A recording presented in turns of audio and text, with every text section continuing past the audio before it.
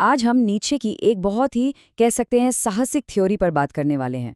ये थ्योरी बताती है कि दुनिया में असल में ना सिर्फ दो तरह की मानसिकताएं होती हैं, स्लेव मोरालिटी यानी गुलामों वाली सोच और मास्टर मोरालिटी यानी मालिकों वाली सोच।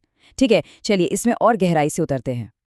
तो ये सफ़र जो है वो हमारी आम सोच से, मतलब जो सही गलत की परिभाषा है, उससे थोड़ा परे जाने का है। एक ऐसी दुनिया में जहां हम चीज़ों को वैसे देखेंगे जैसी वे असल में हैं, ना कि जैसी हमें बताई गई हैं। अब देखिए, इतने बड़े फलसफे को समझने का सबसे अच्छा तरीका क्या होता है? एक कहानी। तो चलिए मिलते हैं अपने दो किरदारों से, आदिराज और वीर। हाँ, तो इनकी कहानी से हमें इन दोनों सोच के बीच का जो फर्क है ना, वो एकदम साफ साफ दिखेगा। तो एक तरफ है आदिराज, शांत, मददगार, मतलब वो इंसान जो हमेशा कोशिश करता है कि सब लोग खुश रहें। और दूसरी तरफ वो है वीर, एकदम महत्वाकांक्षी, आत्मविश्वास से भरे हुए, जो अपने विजन पर चलते हैं। अब सोचिए, जब दोनों को एक ही प्रोजेक्ट मिलता है, तो आदिराज ने वही किया जो उन्हें बताया गया था, जबकि वीर ने वो किया जो उन्हें लगा कि प्रोजेक्ट के लिए सबसे सही है। तो नतीजा क्या निकला? बॉस ने आदिराज से कहा तुम एक अच्छे इंसान हो पर काम में एवरेज हो, और वीर को कहा तुम खुद से सोचते हो, तुम में लीड करने की क्षमता है। बस यही वो फर्क है जिसे नीत्शे हमें समझाना चाहते हैं। तो आदिराज और वीर की कहानी को समझने की चाबी कहाँ है? वो नीत्शे के दर्शन में ही छिपी है। चलिए अब जरा गहराई में उतरते हैं और देखते हैं कि ये दो नैतिकताएं आखिर हैं क्या। नीत्शे के हिसाब से पहली है स्लेव मोरालिटी।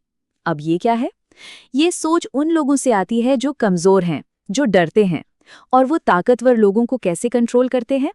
उन्हें गलत महसूस कराकर, अपराध बोध में डालकर और नियमों में बांधकर। तो इस मानसिकता वाले लोग क्या करते हैं?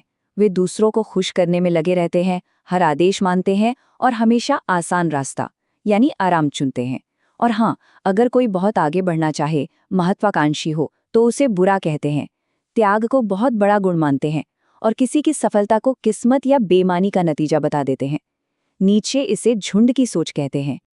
अब इसकी ठीक उलट है मास्टर मोरालिटी।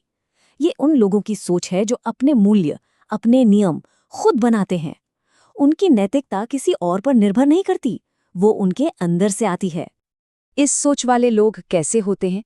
आत्मविश्वास से भरे, महत्वाकांक्षी, साहसी और अनुशासित। वो अपनी सीमाएं तय करना जानते हैं। वो शक्ति को जीवन का एक सच मानते हैं और कड़वे से कड़वे सच को भी स्वीकार करने की हिम्मत रखते हैं। नीत्शे कहते हैं कि ये लीडर्स और क्रिएटर्स की नैतिकता है। तो यहाँ सबसे दिलचस्प बात पता है क्या है?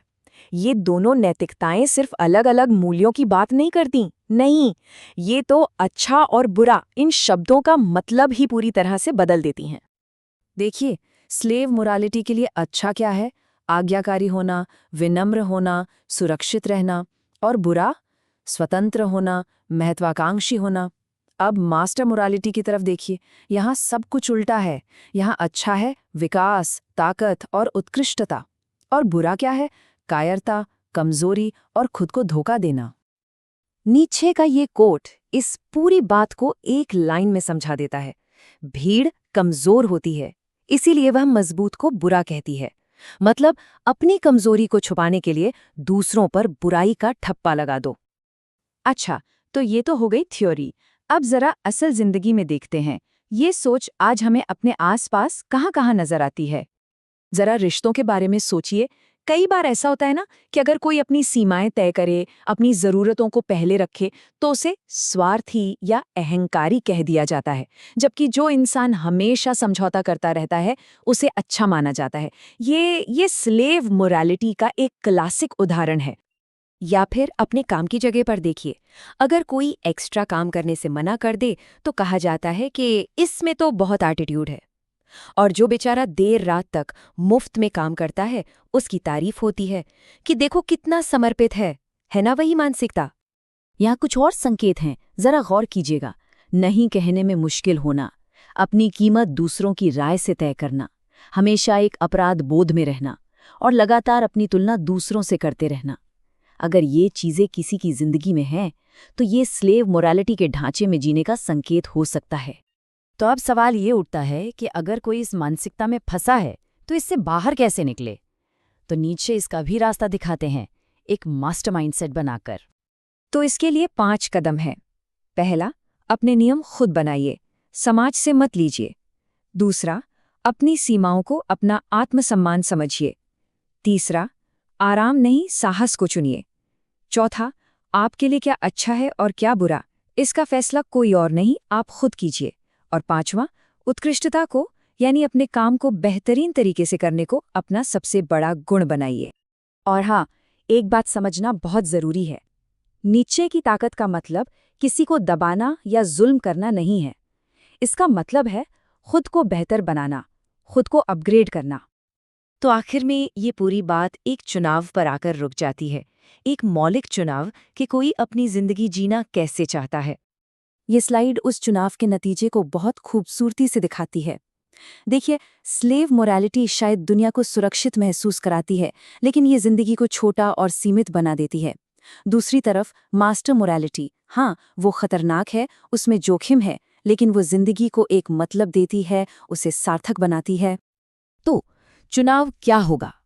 सुरक्षा का रास्ता या सार्थकता का? ये एक ऐसा सवाल है जिसका जवाब हर किसी को अपने अंदर ही खोजना होगा। एक सुरक्षित जिंदगी या एक सार्थक जिंदगी, ये चुनाव हर किसी का अपना है।